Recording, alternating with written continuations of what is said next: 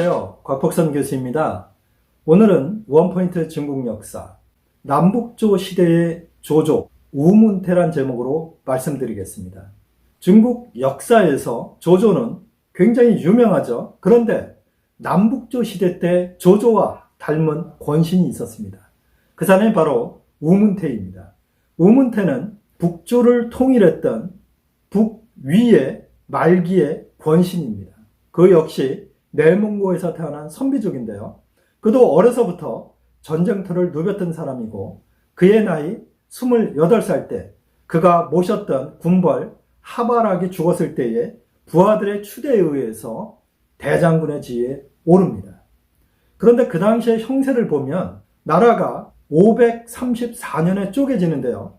우문태는 당시에 장안에서 권력을 잡고 있었고 당시의 승상은 고환이라는 사람인데요. 우문태보다 11살이 많았고 실제 정권을 다 휘두르고 있었습니다. 그래서 그는 강력한 군대를 데리고 지금의 산서성 태원에서 거주하고 있었고 황제는 낙양에 있었습니다. 그 당시에 황제는 쇼무제인데요. 쇼문제가 아니라 쇼무제입니다. 이 쇼무제는 고환에 의해서 농락당하는 괴뢰에 불과했습니다. 그러다 보니까 쇼무제가 불만이 많았습니다. 그래서 결국은 장안에 있던 우문태한테 도망을 갑니다. 그 사실을 알게 된 고환은 별도로 황족 중에 한 사람을 황제위로 앉힙니다. 쇼정제인데요. 이 쇼문제는 어떻게 됐을까요? 사실 호랑이를 피해서 이리한테 간 꼴입니다. 우문태한테 가자마자 몇 개월이 안 돼서 살해당했습니다. 그리고 우문태는 본인이 황제에 오르지 않고 황족 중에 한 사람을 골라서 다시 황제 위에 올리는데요. 그 사람이 문제입니다. 그래서 534년에 황제가 두 사람이 쓰는데요. 그때부터 동이와 서위 시대가 열립니다. 즉 북위는 이제 사라진 것이죠. 이 우문태는 서위의 권신이었는데요. 서위의 모든 정권을 나이 28살 때 다 장악한 것입니다. 그리고 그때부터 그가 죽을 때까지, 즉 50살에 죽는데요. 그때까지 전권을 휘둘렀고 나중에 그의 아들대에 가서 선의의 방식으로 북주가 서게 됩니다. 쉽게 말씀드리면 조조도 동한 마렵의 권신으로서 수십 년 동안 정권을 휘둘렀지만 그는 황제가 되지 않았습니다. 결국 그의 아들인 조비 때 동한이 무너지고 위나라가 쓰죠. 그것을 우리는 조이라고 그러는데요. 그것처럼 우문태도 22년 동안 정권을 휘둘리지만 그는 황제가 되지 않았습니다. 문제 뒤에도 폐제, 공제 이렇게 황제가 계속 섰는데요. 공제 때에 그의 아들이 선의를 받아서 나라를 세우고 그것이 북주라는 나라로 섭니다. 그래서 우리는 역사 속에서 우문태를 조조와 같다라고 보는데요. 단지 이것 때문에 같을까요? 그렇지 않습니다. 이 우문태는 역시 이 삼국시대를 같이 살아갔고요. 그 당시에 남쪽에는 남량이라는 국가가 있었습니다. 나중에 이제 진호로 바뀌는데요. 이 삼국지가 벌어진 것이죠. 서위, 동이, 남량 이렇게요. 그 시대의 권신으로서 그는 강력한 이 동이의 군대를 여러 번 막았습니다. 사실 서위는 군대의 수로 볼 때 열세였습니다. 이 동이가 여러 번 공격을 했는데요. 고환이 살아있을 때 무려 5번이나 20만 대군을 이끌고 공격합니다. 그때 서위의 군대는 4만에서 5만 밖에 되지 않았지만 우문태는 전략이 뛰어난 사람이어서 실제 여러 번 전투에서는 졌지만 마지막에는 전쟁을 승리로 이끌고 가는 이러한 전략을 잘 펼쳤습니다. 아주 조조와 흡사한 그러한 전략가였고 정치가였습니다. 그리고 조조도 본인이 무장이었을 뿐만 아니라 동안의 승상으로서 많은 업적을 세웠는데요. 마찬가지로 우문태도 그런 업적을 많이 세웠습니다. 그런데 하나 특징이 대단히 재미난 특징이 하나 있는데요. 여러분 제가 이 시간에서 소개해드렸던 탁발갱은 어떤 정책을 썼습니까? 이게 융합으로 가려면 한화 정책을 해야겠다. 그래서 선비족의 옷, 언어, 또 성씨도 다 바꿨고 통혼 정책을 썼고 여러 가지 한화 정책을 썼지만 우문태는 반대로 갔습니다. 우리는 선비족이다. 그러니까 선비족으로 돌아가야 된다.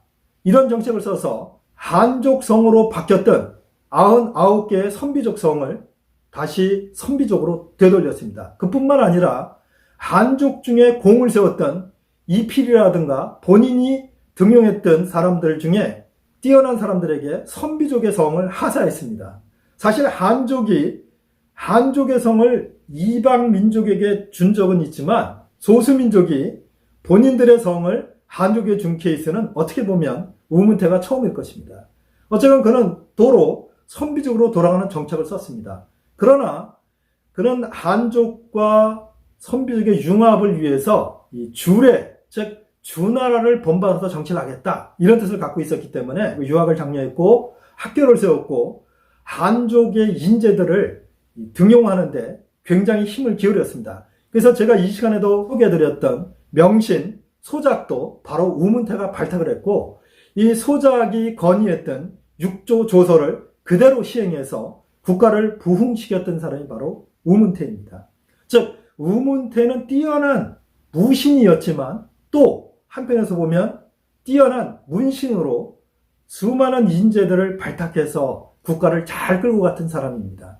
그리고 그는 본인이 무를 숭상했던 사람임에도 불구하고 그 나라의 형벌이 너무 가혹하다는 걸 알았기 때문에 중국 역사 속에 오랫동안 계속됐던 그 궁형을 없앴습니다. 궁형이라는 것은 여러분 사기를 썼던 사마천이 당했던 형벌이 뭡니까?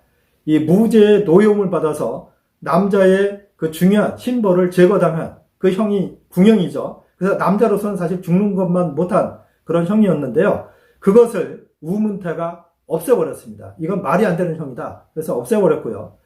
또 농민들이 농사를 짓는 걸 장려하면서 균전제를 실시했습니다. 균전제라는 것은 호족이나 또는 귀족들이 수많은 땅을 갖고 있었는데요. 땅의 소유를 완전히 없앤 건 아니고 제한을 하고 그 반납한 토지를 농민들에게 균등하게 나눠준 것입니다. 그래서 농사를 짓도록 한 것입니다. 상당히 아주 현명한 정치를 했고 이 균전제는 나중에 수나라, 당나라 때에도 그 제도가 이어졌습니다. 그리고 이 우문태는 상당히 똑똑한 사람이어서 선비족과 한족이 융합되는 이런 군대를 만들었는데요.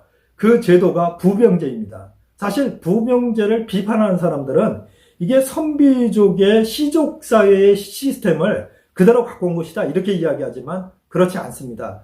선비족들은 원래 8주국이라고 해서 8개 부족이 모여서 하나의 족을 형성했었는데요. 이것을 6주국으로 개편하고 6주국의 대장군을 둔 뒤에 그 밑에 일반적인 대장군을 두고 그 밑에 12명의 대장군 밑에 2개의 부씩 두도록 했습니다. 즉 정부를 열게 했던 것입니다. 그리고 이 부 밑에 조금 복잡하죠. 다시 의동이라는 이 문관과 문관을 뒀는데요. 그래서 48명의 의동이 생겼고 의동 밑에 1000명씩의 정병을 뒀습니다. 이게 바로 서위를 지키게 되고 나중에 북부를 통일하게 되는 이 근간이 됩니다.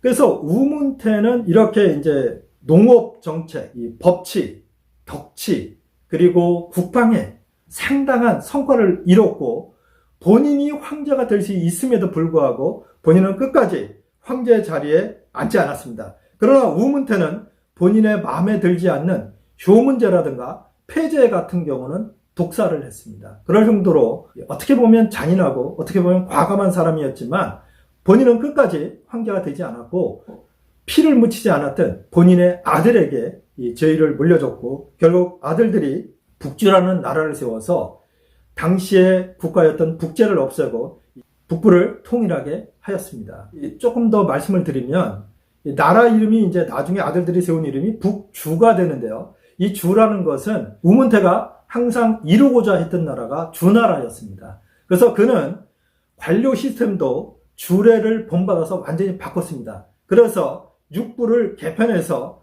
이 육부의 이름도 천, 지, 추나, 추동 이걸 따라서 천부, 지부 이런 식으로 이름을 붙일 정도였습니다. 그래서 주례를 존중했고 주나라 시대로 돌아가야 된다고 계속 얘기를 했기 때문에 그의 아들들이 나라를 세웠을 때에 그 나라의 이름을 주나라라고 했습니다. 그래서 주나라가 여러 개 있기 때문에 우리는 그 나라를 북주라고 합니다. 나중에 5대 19대도 주나라가 있죠. 그것은 우리는 후주라고 하죠.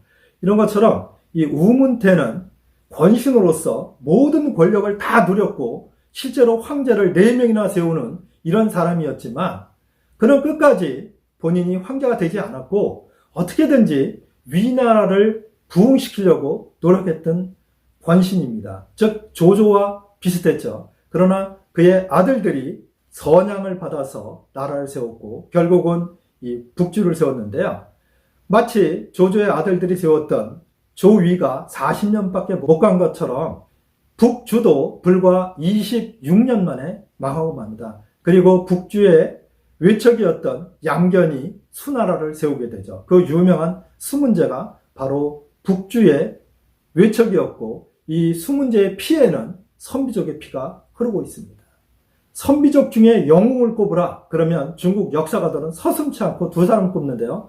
그 중에 한 사람이 바로 조문제 탁발경이고 또 한 사람이 바로 우문태입니다.